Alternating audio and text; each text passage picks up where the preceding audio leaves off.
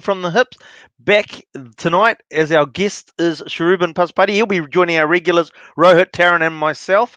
But before we get to Sharubin, we'll get some housekeeping out of the way. Welcome to Rohit and Tarun. How are you guys doing tonight?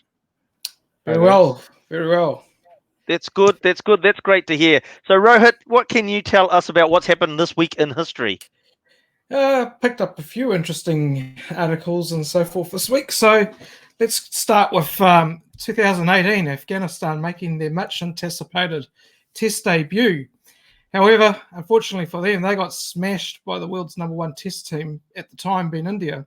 And with Shikhar Dhawan smashing his way to a test century. And he got that prior to lunch on the first day. Unfortunate for the Afghanis, they were bundled out twice in under 67 overs in this test and just scoring over a couple of hundred runs there. It was the shortest test ever played in the subcontinent. A record 24 wickets falling on day two, with the most, in a day. It was the most amount of wickets falling in a day since 1902. Next thing I found, unfortunate one for the Black Caps. We got blasted off the park in the World Cup semi-final back in 99 with the Rawalpindi Express, otherwise known as Shoaib Akhtar. He took 3 for 55 from his searing Yorkers. I just remembered that game because I was watching it the other day. The Pakistanis went on winning comfortably in that game by 9 wickets, and meeting the Australians in the final, who also had their scares in that semi-final. If you remember there, it was billed as one of the greatest one-day matches prior to the last World Cup, which we won't get into. And the Aussies winning that thriller at Edgbaston, where I think everyone will remember that one, where they only needed 1 run to win with 2 balls to go. And, we all know what happened in the result there with White Lightning, old Alan Donald, had his feet stuck in cement and forgot to run. So that was their loss. And the interesting thing about that World Cup was in the round-robin match earlier, when South Africa met the Australians, there was a saying that is purported that Steve Waugh said to Herschel Gibbs that you've just dropped, how does it feel to drop the World Cup, when he dropped that sitter at mid-wicket. I'm not sure if anyone remembers that. Yep. But it had the South Africans bet the Aussies in that game, the Aussies would have been knocked out of that World Cup. So, moving on, June 13th, 1970, saw the birth of the much maligned but one of New Zealand's top all-rounders, Christopher Cairns, who's notched up another year, and he's hit his half-century milestone, 50 years of age on June 13th. He was the 6th player to achieve an all-rounders double of 200 wickets and 3,000 runs back in 2004. He also broke the record for the most amount of sixes in Test cricket later that year. And he retired in 2006, and we won't go into much more after that. Now, there was something that was brought to my attention a little bit earlier with some interesting factors I'm trying to find. And it was, Alan Burgess, now the world's oldest living first-class cricketer. So our very own Alan Burgess. And that's, I'll end it there with this week in history. I was going to say that's that stat with Afghanistan was quite interesting, isn't it? Getting 24 wickets in the one day, but they've gone on to win home tests against major tier 1 nations now. So definitely. Look! Don't put me on the spot like that, Tarun. That's harsh. They have. Oh, hang on. I'm thinking. Sorry, I'm thinking Bangladesh. Sorry, my bad. Bangladesh. My bad. Sorry, I was thinking Bangladesh. Wow. I apologize profusely. Yes. That would have been the reason that's surprising, because I'm pretty sure, isn't there a stat that it takes you about 10 years or something to get your first test win, or something ridiculous like that? Unless you're New Zealand. How many years did it take us? Should we get into that? Should we get into that? we started our first test, I think, was around 1950 something, and our first test win was against England at the Basin in the 70s. So it was 20 odd years. 10 is, I think, almost a good thing, because I know Bangladesh didn't win anything for about good few years. They got test status in 2000 something, Yeah, Sri Lanka also. I'm sure India was down the same path. So that's why I was so surprised when you said they've gone on to beat major test playing nations. Yep. I don't think Absolutely. Bangladesh counts as a major test playing nation. No No, offense no, to no, Bangladesh. no, not. Oh, they're not tier one. Well, hang on, no, they're tier one, aren't they now? But Though they're all they tier are, they one. are They're considered tier everywhere. one. Yeah. Yeah. But yeah. Wow. So it's yeah, my faux pas there on that one, wasn't it? Whoops, that's a big one. Bangers. Anywho, moving This is a on cricket from show here. yeah. Moving on from the past to today. And Taryn, what's been happening in the news this week? I'll start off with some admin. Graham Smith is the Australian batting coach, former English batsman and Yep. Zimbabwean. He's the major high-profile staff cut with Cricket Australia in their 40 million cash saving conundrum. Staying with Australia, Cricket Australia's CEO, should I say, former CEO Kevin Roberts, actually he's handed his resignation over mounting criticism over his handling of the finances around the COVID pandemic, etc.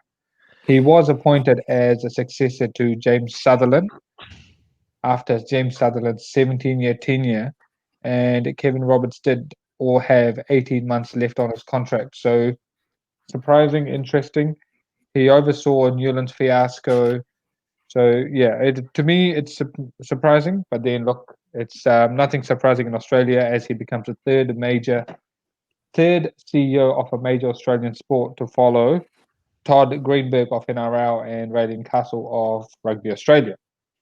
He's now been replaced by Nick Hockley, who's the chief exec of the 2020s that were scheduled in Australia for 2020. Rachel Priest has announced her international retirement after 13 years. The wicketkeeper batswoman, yeah, batsperson. lost out on a contract earlier this month, and she finishes with 87 one-days for New Zealand, the White Ferns, and 75 T20 internationals. She has now signed to play for Tasmania in the Women's National Cricket League. We also look at the domestic contracts that came out earlier this week. The big movers in that space has been Finn Allen, the young Auckland batsman, who's headed down south to Wellington, and Daryl Mitchell, who's moving out to the in-laws to Christchurch. Jeet Raval crosses the border and heads down to Counties Manukau, I suppose, to qualify for Northern Knights. His rationale being he wants to play white ball cricket. I heard it on the radio, and it's quite a smart move considering there is going to be a bit of a logjam, but Munro being down to the first class scene, and if there's a lack of international cricket, there will be Glenn Phillips, Munro, Bhattacharya, Mark Chapman, etc. That hole has allowed for Will O'Donnell, brother of Robbie O'Donnell, to pick up his first contract. And South Africa is returning to play in a very unique way. They've come up through the brainchild of Paul Harris. They've come up with a three-way cricket competition. 3 teams, 1 game, 3 teams, 8 players per team. It's a one-off event on the 27th of June to be played at Supersport Park. And the funds raised will go to a cricket hardship fund to support cricketers suffering from the pandemic. That's the news. That's fantastic. Thank you for that. And actually, yeah, interesting there with Kevin Roberts. I think a little bit of a hand on the back to help him sort of make that decision to resign. Do you think? Yeah. Oh, yeah. Look, after 40 million, they may as well mount a few more million for his payout. Yep. So I didn't think he did poorly, really. Well, I don't know. It almost seems to be a thing in Australia. The heads keep rolling, starting from their government down. Nothing seems to stay in place for too They long. like rolling their top dogs, don't they? Top dogs, yeah, the incumbents stay forever. If you stick it out for a little while, you stay there for a long time, like James Sutherland did. Yep. Or it's just a musical chairs. Musical chairs, because yep, absolutely. Well, what I'll do at this point is I'll welcome in Cherubin. Bring in Cherubin into the show, and welcome once again to Swinging from the Hip. How are you on this wet Auckland evening? Very good, thank you. Good evening, boys, and, Yeah. audience out there. No, look, great to have you back on again. But I thought I'd bring you back in because one of the topics that Tarun's just had in the news is obviously the announcements of the central contracts as well as therefore flowing into the association contracts and some interesting moves there. Obviously, Jeet Raval. Do you think with Jeet Raval moving down the state highway there, 100 kilometres down the road, you talk about the logjam that's happening in Auckland, the Auckland team. What about in the Northern Districts team? Because you've got a bit of a logjam there as well, haven't you? And it's an interesting place to go and challenge yourself. So Indy haven't released their squad list. Auckland Right. have, right? Mm-hmm. So you've got Auckland. If you look at purely at Auckland, you've got Ben Lister, Ben Horn that's going to bat, Colin Munro that's going to bat, Robbie O'Donnell that's a skipper, he'll play, Mark Chapman will play, Martin Gupta will play, Glenn Phillips will play, Sean Soler will play. That's 7, Yep. right? 7, 6 out of those 7 will start a white ball game. Right.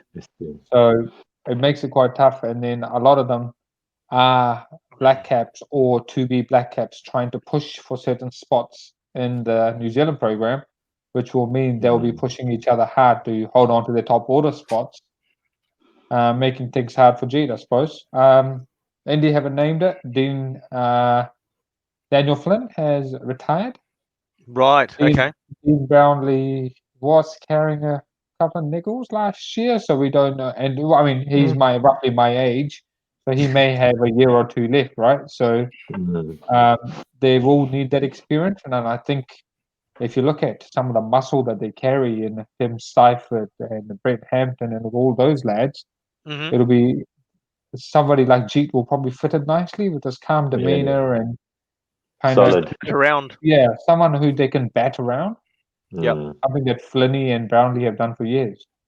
For sure.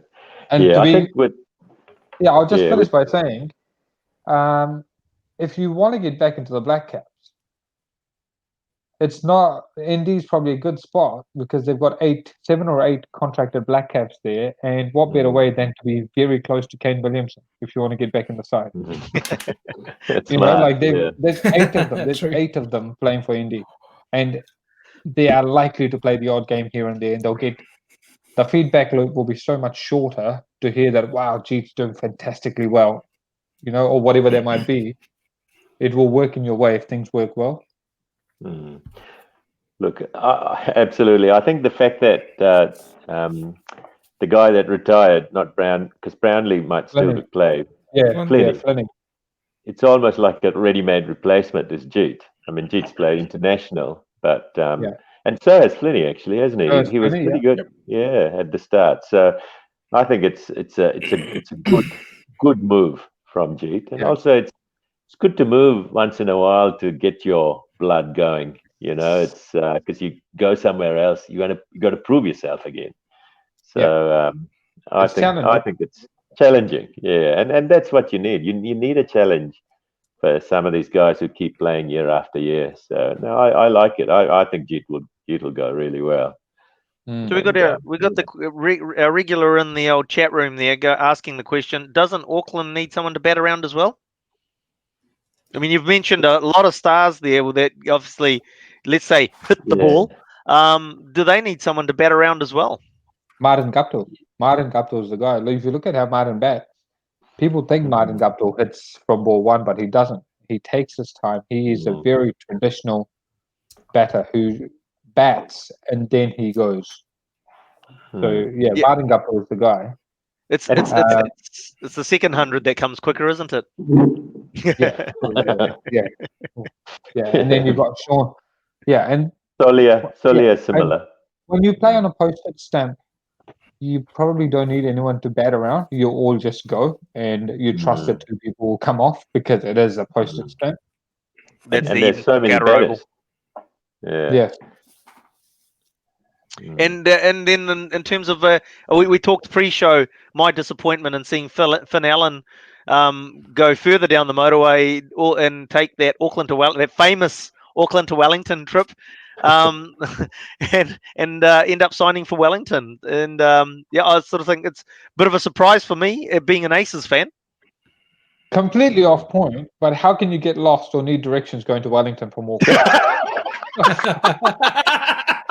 Wow, just explain to me how. Hang on. Off topic, but how? That's Somebody so much. explain to me. Let's hope Finn Allen has got a good got Google Maps on his phone. Got some and GPS going on. lead him astray. I thought the same thing. I said, I mean, surely they've got Google Maps in the UK. You know, No, how do they not stay on the know that? highway. Like you don't even need maps. You just go Hamilton, then go to road to road. The signs Yeah, are always pointing, right? signs You are just follow. Yeah, it's not like Yeah. it's going to take you to like Estonia as opposed to Slovakia. Better reel it back in towards Finn. Yeah. They've What are been your very thoughts? successful. Wellington have been very successful over the last couple of years. Yep. Extremely good outfit. Yeah. They've been successful, and they seem, with how they've been able to mold Rachin Ravindra. I thought I could come up with a lot more names. Jacob Devin Buller. Conway. Yeah, like to show that. Yeah, these are all teammates of Finn, I'm guessing. Yeah, well, you got a bit of a Rachin similar was. kind of cohort. Yeah. They might be there's about mates. Yeah, and it's a young coach who would be ambitious, wanting to develop black caps, not just win trophies, but also develop black caps. So, yeah, I think it could be a good move, but it'll be challenging because if the wickets haven't changed, then I'd say it definitely Wellington is not a Eden Park number 2 style wicket. So it'll challenge you technically. when you say challenge you technically, you mean it's actually moves around a bit more, or so it's not as flat? Bounce, or how do you mean? Bounce. Okay. Basin Basin. wicket. Yeah. Yep. Yeah. Yeah, I think well, I felt there was more bounce, but then when Auckland gets spicy, it's historically has had bounce. It became slower, but yeah. Yeah, it's actually I mean, like, we're digressing a bit, but it's just like I've found that watching the game, because I've never played there, obviously, but watching it in the last 2 seasons, the scores have been a bit more lower, and obviously I'll put that down to the pitch being a bit slower as well. At Eden Park? At Eden Park Outer Oval, yeah. I think they have tinkered with not having certain size rollers, and people like myself and other bowling groups saying it's a bit of a graveyard. When you're wanting to win championships, you want to take 20 wickets. So you either say make a turn. If they can't make a turn, then you say, well, leave it green or something. Either way, we want to create 20 wickets, which means they have to go away from what they can really produce, not show off how good a cricket wicket they can build. Yep. Ruben, you're saying?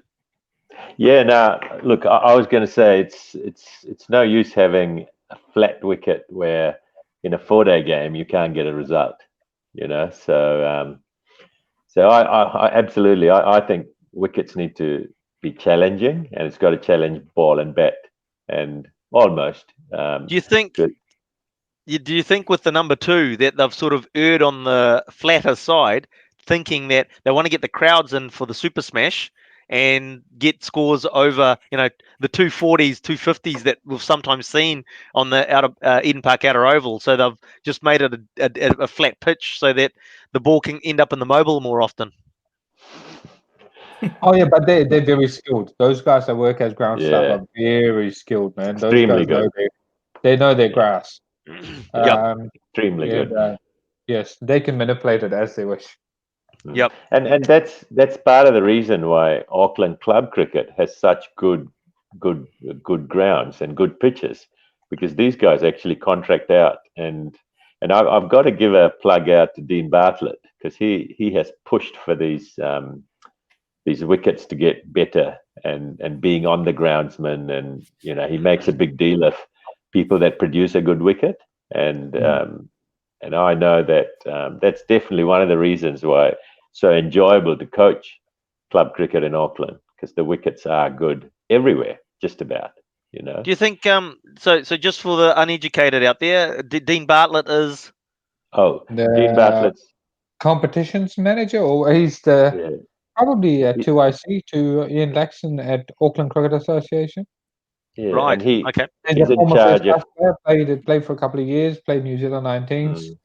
Quit, Yeah. finished playing up pretty early and went into sports administration. It's doing quite well for himself.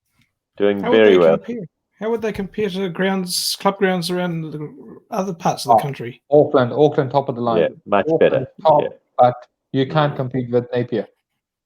Napier? Nelson Park. No, oh my word! It's Yeah, Nelson Park. That's Which that's park, sorry, another is that? level. Nelson Park. Nelson Park. Nelson. Isn't it? Like, it's the top of the South Island, Nelson. No. No. It- Nelson yeah, Park in Napier. Oh, yeah, sorry. it's called Yeah. Nelson Park, but it's in Napier. Is that Yeah. so? That's at a club Confusing. cricket ground, though. It's a big park. It's a bit like Right. the Auckland Domain style thing, but they're all grass wickets on there. Right. Oh, fantastic! You love a grass Hawke's wicket, Bay. don't we? Yeah, Hawke's Bay is good as a general rule. Yes. You know, it's amazing actually. Central Hawke's The- Bay everywhere around there. Yeah, it's beautiful down there.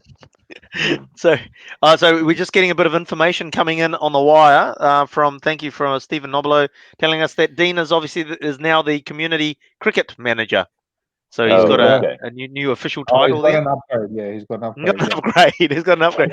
Look, so we'll move on to our topic for this evening. So following on from last week's session on leg spin bowling with Taz, this week we've got Sharubin on to help us with the mental approach or the psychology of spin bowling. So Sharubin, let's start from the beginning. The orphan discipline amongst children's cricket. You know, everybody's wants to be the fast bowler, the batter, even the wicket keeper. Not many to want to be the spin bowler. What makes somebody want to get into spin bowling? What's their thing that drives them to go towards there? Is there a person maybe? Oh, look, absolutely. I mean, I think Shane Warne probably did the most amount of good for spin bowling that I can remember. You know, where when you were coaching the juniors, or you know, everyone wanted to bowl like Shane Warne. I mean, he was amazing what he did. But I think the fact is, the spin bowler, especially the junior spin bowler, I think it's one of my pet hates, to tell you the truth, because I think that, you know, spin bowling and for a junior, and they're growing as they're doing it, becomes a really hard art, where the fact that they're growing means that their arms getting higher, and that the length that they bowl then becomes different, and controlling all that is tough. Okay? And that's why I believe, and it's really funny because I Tarun knows my little brother Mayu, and the mentality of the spin bowler is probably something that I struggled with all my life in terms of trying to get it right, because you know, the fact that you had to be really extremely what's the word, under pressure. You had to make sure you were calm, you know. There was just so many things that you had to do to keep bowling spin and still have your wits about you. You know, when you're getting hit, what do you do?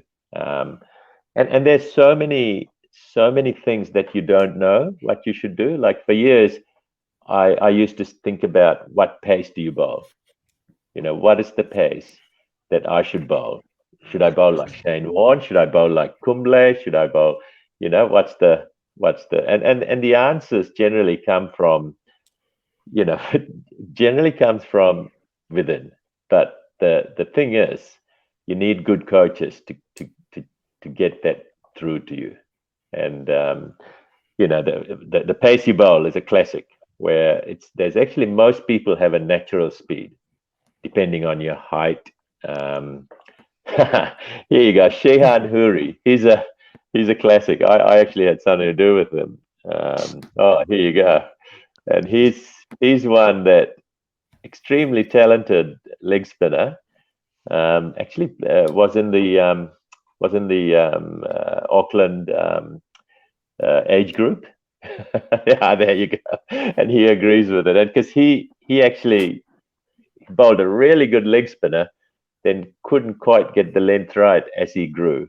And it looks like he's signed in to to make a few comments. Really good man, in fact, Shihan. How are you, brother? It'll be interesting. It'll be interesting for hopefully Sheehan can give his version, like when the growth spurt took place, what happened, what changed. So how I does can't that? remember. In, Yeah, in terms of that, one thing that's come up recently is the fact is that the reduction in the pitches, yeah, obviously, so that kids find it easier to bowl, and then that obviously from a younger age group can help with a spinner. But then the growth spurt comes in. That means that the growth spurt's going to have even bigger impact if the pitch is a shorter distance, where they've gotten used to a shorter pitch. The growth spurt's going to mean that oh, now the longer pitch is going to be beneficial, wouldn't it? Or how's yeah. it work out? What's the play there? Yeah, look, it really is a horses for courses. I mean, you can't say this is definitely better, this is definitely not. But in general, for me, the fact that the kids, when they play with a cricket ball, they start with a shorter pitch is definitely beneficial because they're not bowling these big lobs. They're actually trying to, and So it's easier. It's up to what easier to. age would you reckon? Yeah, look, I think at the moment, Auckland cricket, I might be wrong here, but I think the pitches go up from 16 meters to I think 18 18. meters, and then it becomes 22, and it's a gradual process. But it really is hard. Like I'm coaching a fast bowler who used to bowl on a Ari for 18 meters, and he was pretty quick. Then he went to the full length pitch at Colts, and he's bowling on slow grass wicket. And it was a struggle for him to pitch it up and still get that pace and carry and so on. So to me, it's a fine balance, but the right move in my view to have the pitches shorter. Because at the end of the day, the spin bowler wants to spin it hard. And the longer the pitch, the harder it is to do that. And spinning it hard and trying to get that length right, because it's all about length. For me, any kind of spinner, you bowl that right length, and you can challenge the batter. And if it's too long and you're bowling donkey drops, you're basically going to be too short or too full. Yeah, good question that, Arun, because I actually believe artificial pitches. The thing is, you might not get as much turn, but you do get bounce, and that's a good thing for spin bowlers. The thing is, again, as a spin bowler, you want to turn it, and let's say you are a spin bowler that turns it, you play on an artificial pitch, and you don't turn it, and you get anxiety because of that. You get, you're saying, why am I not turning it? And it's not, and that's where it's important for the coach to go. It's not about the turn. It's about the length, and it's about deceiving the batsman. It's deception. That's the key. It's not about, you know what I mean? Like, Yep. Kumble's a classic example. He doesn't, he hardly turns it except for his wrong end. But he's got, you might be able to tell me, 500 test wickets, is it? Kumble? 600. Oh, 600. 600. I think we had it last week. 600. And amazing, he's actually incredible to watch. I remember watching him live, and the pace with which he bowls is phenomenal. But his wrong end, he does slow it up to actually get that turn and try and get the stumps for the right-hander. So, smart bowler. Yeah. It would be worthwhile for the youngins who play on an artificial, like you said, to turn the ball as hard as they can. And that, like we learnt last week, would be about creating that drift and then the deception through that, wouldn't it? So you can still get wickets without the turn. Yeah, absolutely. So that's another little skill that you can add to the skill set that you, as you are progressing, right? Big time. Look, it's a whole new world. I remember a little while ago, the season started with T20s, in club cricket on artificial pitches in October, and it's rainy, it's windy, it's cold, and you're playing on artificial. And and I remember it's a leg spinner opening the bowling or something, not trying to turn it one bit. You can't turn it. It's impossible with a new ball, bouncy, let's say Lloyd Elsmore wicket. You can't really turn it. So all you're trying to do is to drift it in with the arm, and it actually, and if it's on a wet artificial, what it does is it actually hits the pitch and goes in. Yeah. So you got LBs, and I remember the mid on had to be back, because you can actually, that's an attacking position. The long on was a catching position pretty much, because that's where they were going with the ball. And if you played a 50 overs on artificial or something, then you can attack by having a short leg or something at the start. So look, it's just yeah. So we're moving into sort of like some of the more nuanced sort of measures that you take in terms of when you're a spin bowler. So taking that sort of step back into that, we've now a younger boy, younger girl has decided spin bowling is my path. Spin bowling is my craft. They're sitting at home. What are they thinking as they think about their game and what they're trying to achieve and where they're trying to go with their art, their skill that they're developing? Yeah, I think it's a stage thing. I mean, they always have to try and rip it hard. Either off spin or leg spin. You want to turn it hard, because when you do that, you create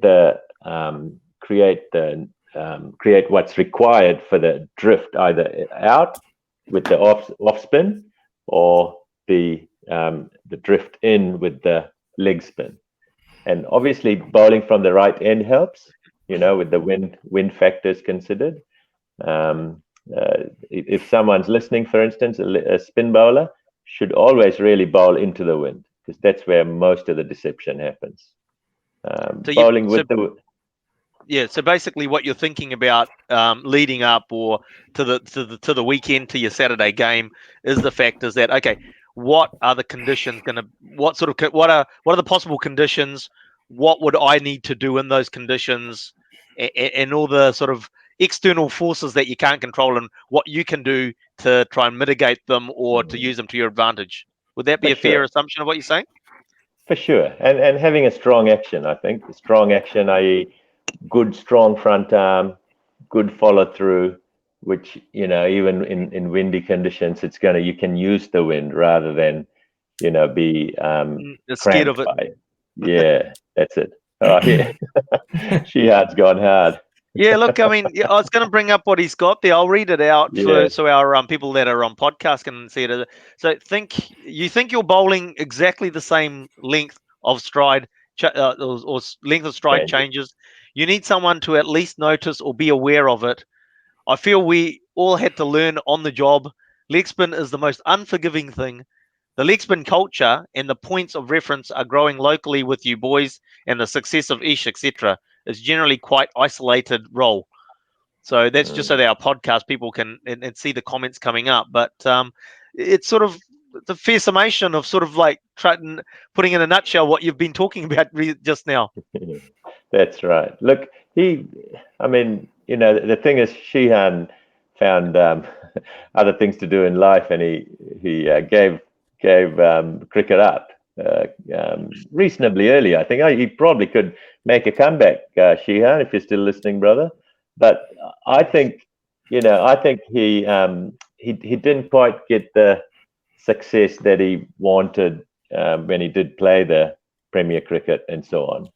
But look, I mean, like I keep saying, I use me as like my best years of spin bowling was in my late 30s, and because I learned so much about the art the more I played. It's very rare for a Shane Warne who's come in so early to be successful, and even his development as a spin bowler is fascinating.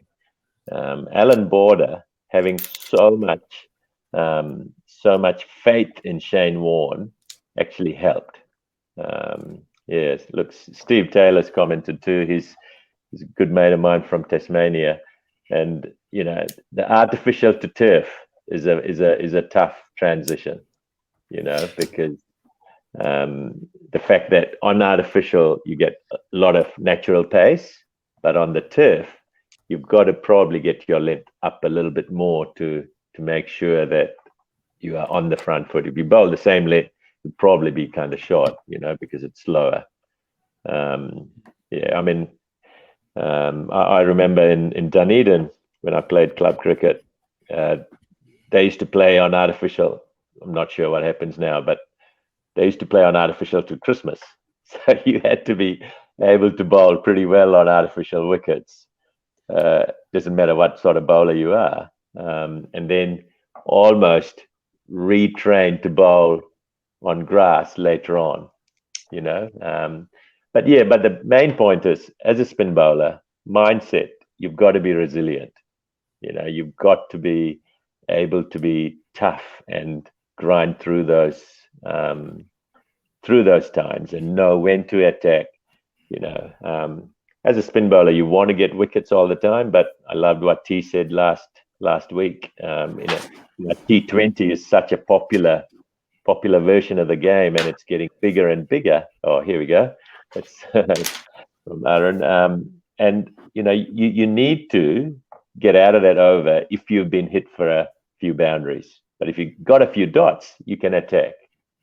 Or you can attack in the first few balls to try and get that wicket. So we'll come back to Aaron's question in a second, but in terms of one thing you just mentioned there, you've been hit for a couple of boundaries early. How are you looking to get out of an over, to dry it up, to tie it up a bit? What are you doing? Yeah, look, T can jump in when you want, brother, but for me, you go back to your stock delivery, because the stock delivery is the one that you can bowl with the most confidence. So you go back to your stock delivery, bowl a good stock delivery, and go for either a single or a dot, and you get out of it that way. And Tarun, what's your experience? Sorry, carry on, Ruben. Sorry. Yeah, no, that's fine. Yeah, look, I mean, that's what I would do. And you would have to have your field accordingly. You'd have to have probably the people on the inner ring back and the other guys out right on the boundary to try and go for that single or dot. What are your thoughts, T? No, you're right. Like, I think, it's if it's T20, I'd go as far as to say that if I didn't have many variations, or I never felt like I had the confidence to bowl them. So it's almost as if when I went to a T20, I only took a couple of balls to the party. Like, I didn't take my 4-day bag of balls or whatever I thought I had. I just took my white ball gear out. Like, so in a golfing analogy, I took my white ball clubs out. I didn't take my red ball clubs out. So I had minimal gear that I needed, which meant I could only draw on those. So that simplified my game even before I stepped out there. And then I'd go to the one that was most trusted under pressure, and I know exactly where my sweepers are. I am going to bowl a ball that he has to hit me there. Based on his way of playing, how can I get him to hit me there? Yeah, right. So do you sort of but talking of the psychology of the bowler, do you think it helps the psychology of the batter though? He's sort of saying, he's now adjusting the field. He's now playing safe. You just know where it is. You don't adjust the field. Okay, so that's the thing, right? You don't want to give away that you're giving in type thing, do you? Because it's like right. Oh, you can. I mean, you can adjust the field, but you can bluff him. You can do a whole heap of things. Right. The last thing you want to do is try and get him out after you've been hit for 20. That's right. Absolutely. These are not my tricks. There's a Shane Warne saying that says, and it pretty much sums up spin beautifully, is if you're attacking with the ball, defend with the field. If you're defending with the ball, attack with the field. Yeah. Right. So if your field is closing, you got to actually be defensive in your mind, which means you don't get cute. If your field is out, you can afford to prize them out, right? So in 4-day cricket, you would use that kind of thinking. In white ball cricket, you just go the simpler the better. Like there's another article of Shane Warne, which I believe helped me a lot. Was apparently in the IPL he only ever bowled leg spin. He didn't bowl anything else. He just So bowled leg spin and back spinners. That's it. right. He varied Does the it? pace, he varied his angles, he changed the field, made you think he was doing something different, but he didn't change anything. That's and interesting. Yeah. It's So, it, do you think that is there? You've gone for 2-3 boundaries in a red ball. You've been gone for 2-3 boundaries in a T20. What you do in a red ball match versus what you do in a white ball match when you've been given a bit of tap, is it different, or Very, you're still going very different? very different. So red ball, your own, let's say you're going for 2 sixes, especially on all rounders hit you, your keeper, your all rounder, and your pretty much most guys will be going, go on, let's see if you can do it again. Make him do it again. Make him do challenger. it. Yeah. You're the only guy going, oh, piss off, I've just been hit for 2 sixes. You know, like everyone else is, because they're going, if he does it, we've got a good chance of getting him out. Yeah. That's And right. white If he gets it ball, just they're all wrong. going, and white ball, they're going, oh, what the hell's are you doing? Like, just get out of your over, get out of your over, so we don't have to use you again. Get out of your over. You know, so it's a massive mind shit. Like, just don't Well, cost us the over. We can make up later. Just get out. yeah. Look, I mean, it's a good point T mentioned before there. I remember in a white ball, for right-handers you'd bowl over the wicket, and for left-handers you'd go around the wicket, just purely to get your angles right. So you didn't want to give them any different angles, and you wanted them to take the risk as a batter to try and hit you from your consistent length, and so you take the risk. I'm not. And if they make the same first mistake, then you can, and they get out, new batter comes in, you can afford to attack a little bit more. That first wicket, I tell you, when you're bowling, that first wicket is a massive thing. The earlier you get that first wicket, the better it is in terms of not just calming yourself down, confidence, and that's that pressure thing. The pressure will get to anyone. Doesn't matter how good the team is. If you can put them under pressure, you can get to them. So yeah. So really, coming back to that mentality thing, you've got to be able to cope with things that go wrong. What's your strategy if you get hit? What's your strategy to get out of it? And and the technical side of things has to be you have to go back, and that's what has to be worked on in preseason and winter and whatever, so that your stock ball has to be as good as it can be. And most of if you look at pretty much all the good spin bowlers in history, their stock ball was amazing. And they'd bowl it with different angles, slightly different angle, which is such subtle variation. And sometimes it's just the natural variation of what happens with, like you'd go like this, and maybe your wrist is a little bit, and then it goes slightly differently, and those things will happen. And those are, as long as you hit the right length, it's advantage to you as a bowler. So I'll go back to a little point that you made. There's a lot of preparation in this, because you're saying that basically you have to have your strategic playbook for all your scenarios as they unfold, that you've got to go fall back on. Is that a fair sort of wrap up of what you just? Yeah, but basically, Ashwin, your stock ball has to be good. That was probably the biggest lesson that I learned as a leg spinner.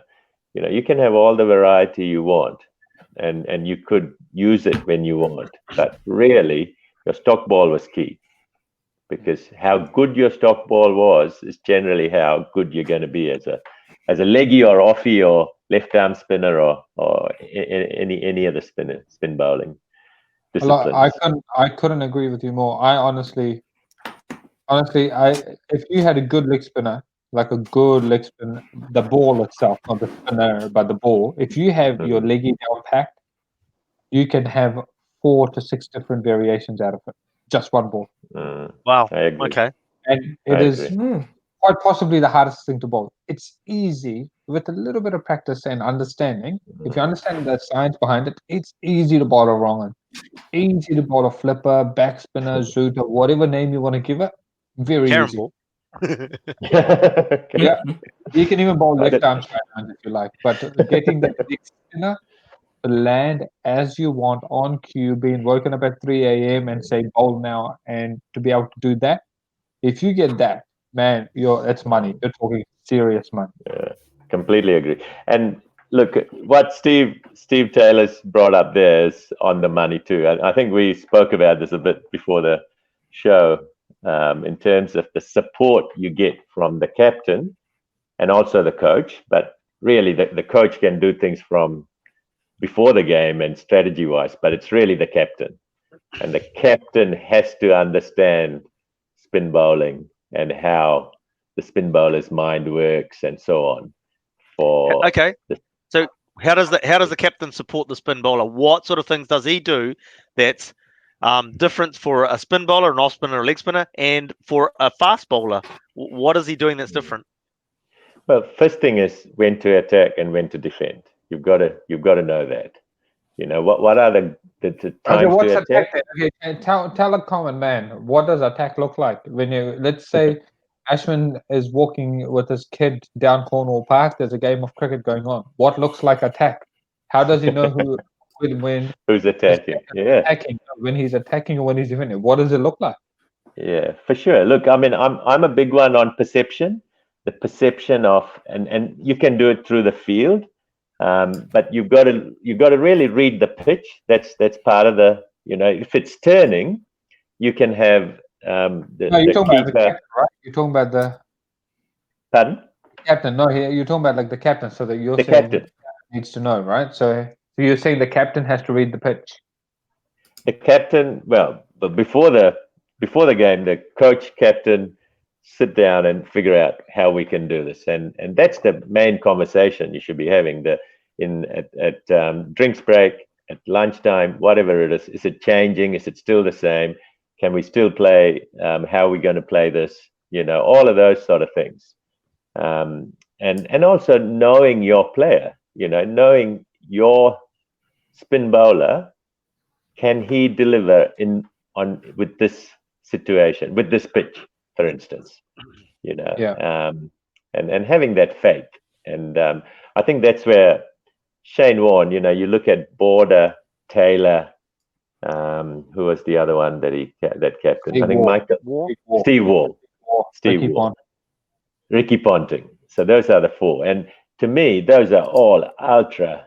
Taylor was probably the least attacking, I'd say, just from a mindset. But all of them are very attacking minded. And when they used Shane Warne, they wanted wickets.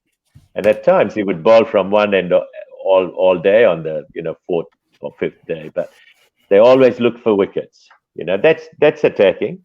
But the thing is, you can always say that you don't have to have people around the bat to be attacking. For a spin bowler who bowls good dot balls, in the occasional ball that's slightly, say, short or too full could also become a wicket because of the surprise factor.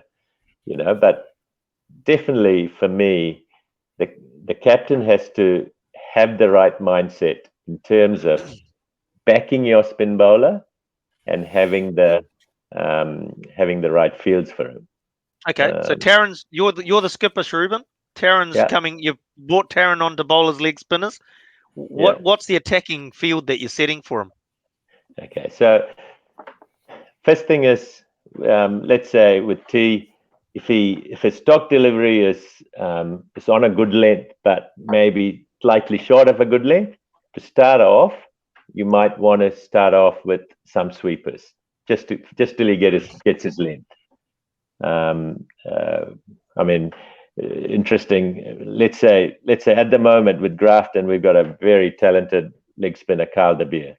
That's exactly what we do, because Carl's an amazing spinner, but he does take a while to get his length. So we've said sweepers to start with, and then as he's getting his length, one by one they'll come in, and they'll get into a more attacking position. Is having the sweepers more about the protection for the bowler while he's getting his rhythm and line and length going? It's as opposed to straight out attacks from ball one. In this occasion, yes. With Carl, I think definitely. We've got a left arm spinner, let's say, and he's a lot more consistent from ball one. So we don't actually have to do it. Generally, we'll start with a stock standard field and then attack as quickly as we can. And that's for the confidence of the bowler as well, I'm assuming, right? So, because they typically you see it, and they always have a sweeper in the first couple of balls anyway, just in case that odd one does go astray and gets smashed. So they've got the protection there early on, I suppose, so the captain can then feel a bit more confident in his ability. Absolutely, and everyone's different, because I mean we want, let's say with Carl, we want him to bowl a decent spell. So, but if he does get a couple wrong and gets hit, and then you're sort of in two minds whether he should bowl or not. So this way, and you never know, you might get a bit of luck, and because he bowls quite quickly, one of the short balls might get hit to the fielder, and then suddenly you got a bonus wicket, which then you can start attacking. So it's cat and mouse, but it's definitely captain, coach, spinner have to be together to get the right result, the right mentality, really. It's interesting because I always felt like the Aussies have used Shane Warne as their attacking weapon, whereas when you look at a New Zealand team at that level, they look at a spinner as a defending option as opposed to trying to take wickets. You know what I mean? And how do you change that mindset? It's got to start at the bottom, right? No, Rohit, I'd say look at the ability of Shane Warne as opposed to Mitch Santner, let's say. I mean, Mitch Santner. No, Vittori became a defender towards the back of his career, and he lost his turn. He was more of a change of pace, beat them in the air type of bowler, didn't he? So I think that's probably the reason why. But to me, it comes down to and again, this is the coach and the captain together have to decide these things, and that's, I think that's where the coaching's like. I mean, I've been lucky enough as a premier coach to have good spin bowlers wherever I've coached, and I think it's the difference. I've always said in Premier cricket, the winning and losing of the titles are all about how you play spin and how you bowl spin. How you bowl spin and how you play against their spinners. That's the key, especially because that happens at the latter part of the season when the pitches are generally turning a bit more. If you've had a hot summer, which we've had for ages.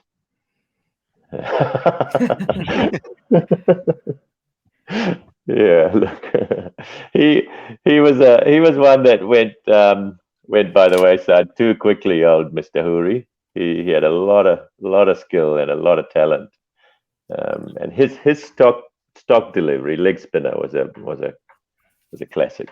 I'm just looking at the comment Steve Taylor made. Read that comment out for people on the podcast. Let's just read the comment out for people on the podcast. Mate, you can run for Prime Minister with a consistent great stock leg spinner. This one. Oh, I see. Right. Yeah. So Steve Taylor's just gone. Reference to Warne is useful, but it's history now. What are your thoughts on how Nathan Lyon is used as a very different bowler to Warne? Yeah. Oh, look. I don't think he's used differently. I think he's used the exact same way. And Aussies run off a blueprint. Yeah. They bring in they've got one big bad quick that's allowed to spray. Which is Stark. Then they've got your consistent, still hard and heavy, reliable guy. Then comes your enforcer. Not the enforcer. Then comes your next tier of heavy and hard who doesn't swing it. And the Pattinson. fourth bowler at the other end. So you got Stark, Hazelwood, Cummins. Then your fourth, so it's your first change, is your spinner. And Or Pattinson in there, yeah. But if he does, he won't play if there's 3 quicks, right? So then you No. get your spinner. In New Zealand, you'll have your seamers, followed by Wagner at one end. The seamers have a short 4-over spell in the opening run, and then the guys had a shorter one. So the one guy goes long, one will go 6 to 7, the other only goes for 4. After he goes for 4, Wagner comes on. While Wagner bangs away, when the other opening bowler finishes, this guy takes over. Spinner. You don't bring the spinner in. And then they rinse and repeat. Then the Gronholm will come. That'll be the next steamer. They'll just rinse and repeat till it gets through to lunch, and then go, let's see if it's going to take any turn. Look, absolutely, and they It's actually say frustrating, because that's predictable cricket. Yeah. No, but Don't you think that's quite predictable formula? Yeah, but as a batsman, if you're a batsman playing international cricket and you're facing Wagner, 5 out of 6 are going where? At your body. Yeah, but that's predictable, right? That's predictable. But and it's variety. People still can't play it. No, but people still can't play it. Glenn McGrath is bowling. Where's he bowling 6 out of 6? You know where he's bowling. Yes. But that's not predictable. That's just a blueprint. Right. Yeah, I mean, my thoughts on for me, my thoughts on how an attack should be is it should give you variety, so you can test the batsman in different ways, and that's where if you are picking a team, you might pick a left arm seamer or spinner or something to add that variety, to bring that variety in, and that's where you want a leg spinner maybe and an off spinner, so that there's both edges are being challenged and so on. So look, absolutely, I think, the New Zealanders actually said it's like the spin bowler bowls to rest the fast bowlers till they come back again, and look, Nathan Lyon, to me, in the last, let's say, 5 to 7 years even, he's been outstanding, He's in Australia. He's better than Ashwin. Oh, completely. Look, the stock delivery that he has and the pace that he bowls and the way in which he drifts it, drops it, and turns it, I tell you, the version of Nathan Lyon that he's of the last 5-6 years, to me, is outstanding. I mean, he's. I think if you go back to New Zealand cricket, and I think if you go back to New Zealand cricket, assuming you have some very good skill set at hand that you can use, like Ajaz Patel or Santner, which are bloody good bowlers. Absolutely. I think you need to. I don't know if they do or don't, but you don't want to be reading in the media that a spinner's job is to hold up an end or refresh the seamers. Absolutely. You absolutely want to make him believe he's part of the, part of the attack, and go, mate, you give us your plan. You tell me how we're going to get him out, and let's run for it. You want him to feel like he can get a wicket. If you don't believe he can get a wicket, he already thinks he can't get a wicket. And you're just reinforcing that message to him. Big time. It's perception, isn't it? It's really is about perception. And again, this is the mentality. I mean, I know in Ajaz, when he played in the UAE, it was outstanding the way they used him, because it was as a wicket taker, and he, the ball turned, he drifted and turned it, and was outstanding. He was a match winner, in his first. I think he'll have great success. I think he'll have great success. Absolutely. Look, because he puts a lot on the ball, and which means he'll bring that half of the bat into play, which not a lot of people can. So just what Drifty gets is phenomenal, and I mean, he's shown it in first class cricket, hasn't he? So many years. So the challenge for him at first class cricket, he bowls from one end and he picks up 5 lots of right. But we know we work on the premise that our seamers will get the bulk of the wicket. So when he gets on to bowl, he's almost operating. He almost has to think like a fast bowler. like a very fast bowler who's going to come on for a short burst, and he has to create an impact, but he has the added pressure of not letting up the pressure that's been created. Mm, So you come on for 4 to 6 before a break, you've got to mm. create chances without letting go of any of the hard work by giving away loose boundaries. Big time. Yeah, he's You got only, to be accurate too. you only have to pick up 1 or 2 wickets, but That's they have right. to be at crucial junctures. Mm. Well, Yeah, the That's great big thing time. is that And the come great on thing is and if he picks up in New Zealand, if he picks up a couple of wickets, it spooks the batters because we seem to really sort of like have that mental issue with spin bowlers, don't we, in New Zealand, in terms of it's going straight, but it's turning a mile. no, And the but like foul bowler let's can get say, it. let's say he comes on to bowl 4 overs out from lunch, right? New Zealand cooks are so good; they probably have this team 2 or 3 down, and they've just kind of eked their way to 70 for 3, Yep. 90 for 2. And when Jazzy comes on, let's say he then picks one up in the last 3 overs before lunch. Suddenly, when the Mhm. teamers come back on, they got a new batter to bowl to when they're fresh. Sure, And they Mm. apply sure. the same thing at tea. Let's say this team's done beautifully well, opposition batters, they've got to 130, 140 for 2. Jazzy comes on to bowl. He's working away on a nice 7 over spell. He gets one just before tea. That's 150 for 2, suddenly becomes 150 for 3, Big. with the new batter having to face 3 more overs before the break. And he has Yep. to start twice. Pressure. He Mm. has to have 10 balls before tea. If he gets through, tough luck. Got to start again after tea. Yep. Mm. Yeah, You know, yeah, so yeah, yeah, yeah, they become yep. crucial Yeah, periods. Yeah. for sure. Completely. What are the test rankings, by the way? Is it? It's obviously India. Is it India number 1? T? What are your I thoughts? don't know. I've just been following COVID and Yeah, And drivers. And drivers. maybe So like Paul can help. just with Yeah. what we've just been talking there to finish, sort of getting towards the end of the show, we've been talking about the sort of like the technical and the mental approach, obviously, and tactical. There's obviously a system and approach. Ruben, you want to should we bring up the wheel and you want to talk to the wheel Yeah, there? for Yeah? sure. Paul, are you able to bring Absolutely. that wheel up for us Paul in the old producing studio there, able to bring up that for us? There we go. India Shortly. is ranked number 1, by the way. Awesome. It's a bit small, but hopefully people can make it out there. Yeah. Keep going, Paul. Keep There going, you Paul, keep go. going. Yeah, there Brilliant. you go. Sweet. Brilliant.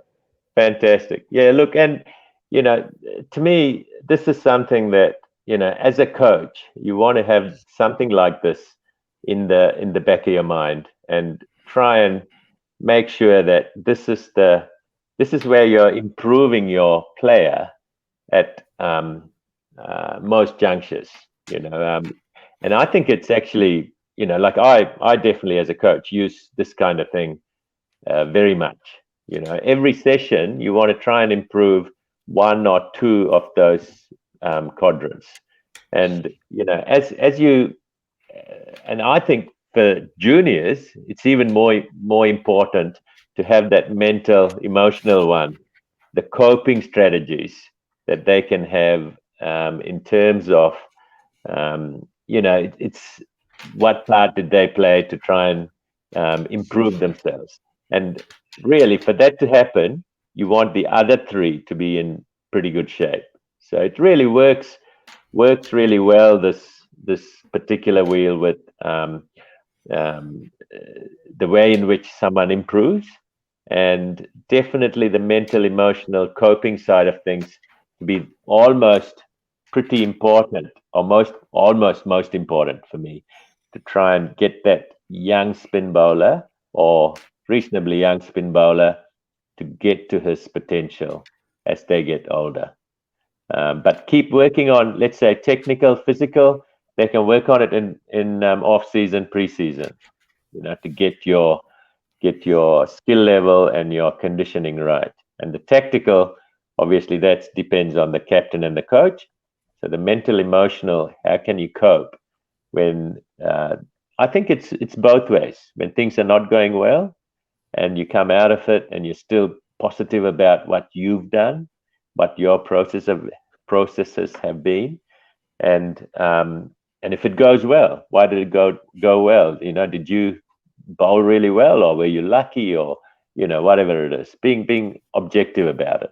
But thanks for putting that on. Yeah, No, that's that's great. right. Just in terms of it ties, it's what it shows is that at the end of the day, like as you say, for a junior player, you really do need to focus a bit where people don't on that mental and No, emotional. they But don't. at the end of the day, for a player, it's not just about going in there and bowling and bowling and bowling. No. It is built up of multiple facets that come together that make up a good performance, basically. Big Well, time. that'd be a fair Big assumption, time. wouldn't it? Absolutely. I think Ashwin and I went over this with you. One of my coping strategies was when I used to bowl a bad ball, the latter part of my career was less bad balls. But if I did bowl a bad ball, I would mark my run up again and mark my run up in a different position to where I marked it originally, and convince myself in my mind that it was the length of the run up that was the problem. And now I'm all good, and have a deep breath at the end of that and start again, kind of thing. It's almost like drawing a line in the sand and going again, Reset. Reset. Yes. And that was my one of my go-tos. But different Darren, people have different things. Darren, did you have a coping sort of trigger that you used when like things were going a bit pear-shaped? Very late. You kind of, it was just reinforcing the staying in the now. Yeah, that literally takes away all your thing. Otherwise, you're forever looking in the past and, oh no, just been hit for a six and the ball's gone. Like Shehan mentioned, it's a lonely place where the ball's been hit for a boundary and it's gone miles. Like it rolls away and away, and the guy chasing it is not going to get it in a hurry. You don't. All your mates are a long way away from you because long on and long off are back. One guy's getting the ball. Yeah. Two guys are at dead square leg. One's at sweeper. Yeah. Hey, the keeper's your closest mate. Yeah. But the keeper's back chatting about you, or not about you. His head's down. What the hell are you bowling? Keeper and the first slip are talking to each other, and you're standing there going, "Oh, I bet you they're talking about me," because you start feeling paranoid. How bad I am. I was just like, actually, I'm gonna. And you're like, "Oh no, God knows what he's thinking."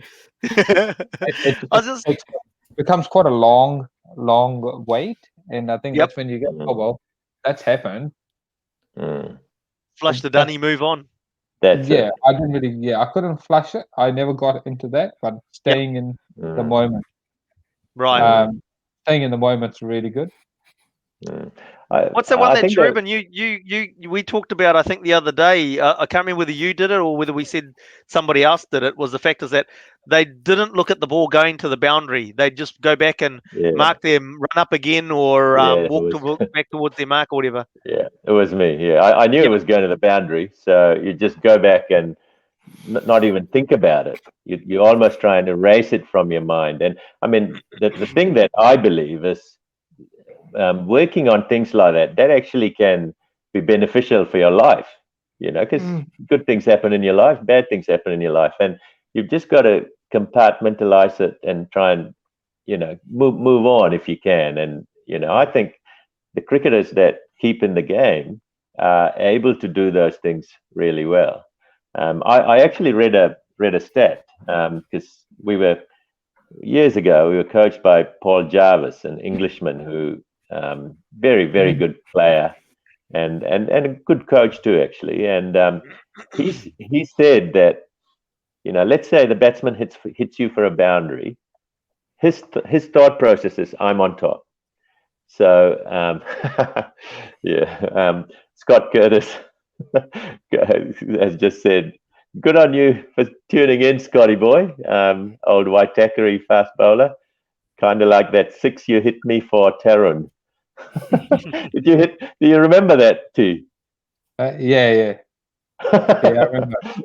Yeah, because Scotty's in who I had in that tournament. Oh, good work. Because Scotty's in in Australia. So good on you for tuning in, brother. And look, and what Paul Jarvis said was, if you bowled your best delivery, the delivery after you were hit for six, you've got a chance, more than a likely chance of getting the batsman out, because he is at the moment confident. Like, he's not going to leave you. If you bowl a good ball, he's going to play at it. So you've got chance of getting that edge. And he really changed my mentality in terms of being, sort of after getting hit for a boundary, you got to put your head down, to thinking, I've got a chance to get him out now, just by what he said about, how you go about it. I'll add to that. That's funny you say that, because I had one interaction with Sakleen Musta in 2009. He was a spin consultant for New Zealand at the time. I didn't quite understand it.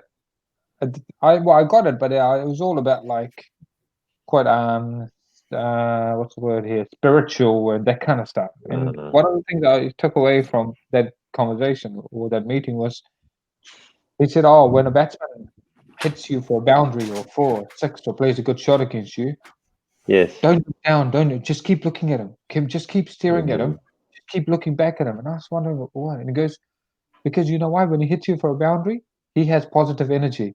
You have to look at it and draw it out of him and bring it into you. He's got the energy, good. vibe, and you take it off him."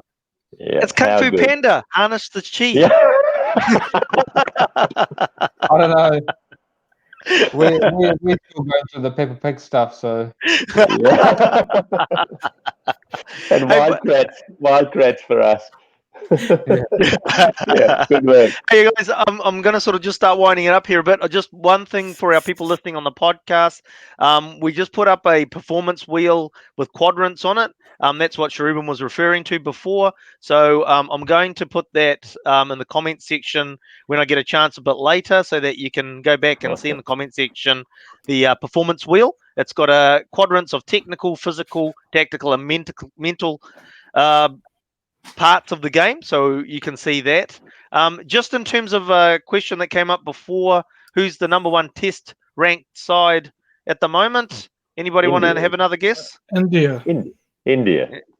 It's probably because you guys are all got sort of subcontinent backgrounds there. I know you're Sri Lanka. It's Australia. It's Australia. Australia is the number 1 test side at the moment. Who's second? Who's second? India would be 2. India would be 2, surely. It's like, have another go. I'm looking at the World Test Championship. That's what I was looking at when I mentioned it. I want to ask Sharubin a question I asked. Hang on. I'll just. So New Zealand is second on the World Test rankings. No way. Australia, New Zealand. Red Bull gives me a rash. Let's not worry about it. Ask your question, Tarun, before we have to shut up shop. Yeah, Sharubin asked us this. Yes. Who's better, Ish Sodhi or Todd Astle? Tough. Look, I'd go Ish. Full stop. All round. Ashwin's going to say it's because you're Indian and he's Indian. Look, but he's not Sri Lankan. You always ask the tough questions, too, because I've got to say both of them I really enjoy. Like, I love Toddy's Rongan. What? No. Yes, have you seen it? I happen to coach both of them in their youth. But look, I mean, to me, mystery. Yeah, but the pacey bowls, the just what he's done to me is Sodhi, and I think obviously for me right now, because Toddy's retired from Test cricket, so I'd say Ish is definitely going to have the future in his sights. So yeah, look, I mean, I think we've talked about this a little bit. And I know he's bowling with good pace, but the shape that Ish gets, he can keep making sure that that's up there as with the pace. Then I think he'll keep doing keep grabbing wickets. But yeah, good man, Ish. So go hard. I was going to say, for somebody that doesn't really know what he's looking at, I mean, obviously with the skill and expertise that you two have, you'd say Ish, because it just as a layman, you're sort of watching the game, it feels like he's the more attacking bowler. It feels like every time he runs in, you sort of think, even with a rubbish ball, you feel that Ish could pick up a wicket. He's got more mystery. He's got more mystery. He's got more, Yeah. something about him. That oomph about him. He's got big more time. turn in him. Who's got the bigger turn? Yeah, who's bigger turner? He's It's probably interesting. Yeah, I mean, Ish definitely has more energy. Definitely more energy, don't you think? Who's got more energy? Todd. No, Ish Todd. That's what I saw there. Todd is more traditional. Traditional. Probably more strong in the mind, maybe. I Yep. don't know. No, I don't know. Tough one. Mm. Ish has definitely got more tools. He's got a big set of clubs that he can draw on. Yeah. Todd doesn't Yeah. have that. Todd's very consistent with what he has. So Now- he's going to see him back in the test side anytime soon? Who's that? Ish? Slowly. Nah, Look, he's got that tough Jazz one. probably coming Yeah, on. you got to give Jazz a I'd little bit love of to see the league Andrew. yeah, for sure. Maybe in the I'd love UAE. to see the two spinners in the team. Yeah, maybe in the Yeah. UAE or India or Pakistan or somewhere like that, Rohit. Or West Indies even. Yeah. Twin For spinners. sure. Hey guys, look, You know. better start wrapping it up there before Yeah. everybody's ears start falling off.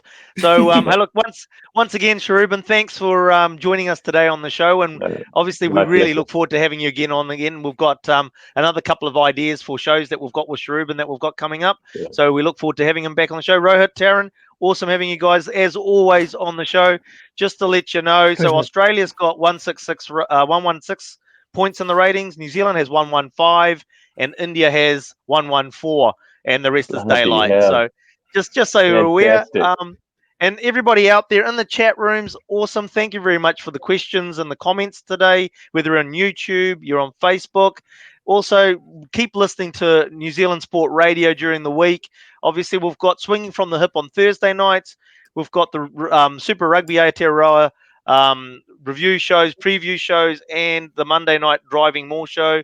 We've got the league show on Wednesday nights. We've got shows for Africa. You just need to be here on New Zealand Sport Radio to hear them. And with Swinging from the Hip, we'll see you again Thursday night, 8 p.m. New Zealand time, right here on Facebook on New Zealand Sport Radio. Take care, boys. See ya.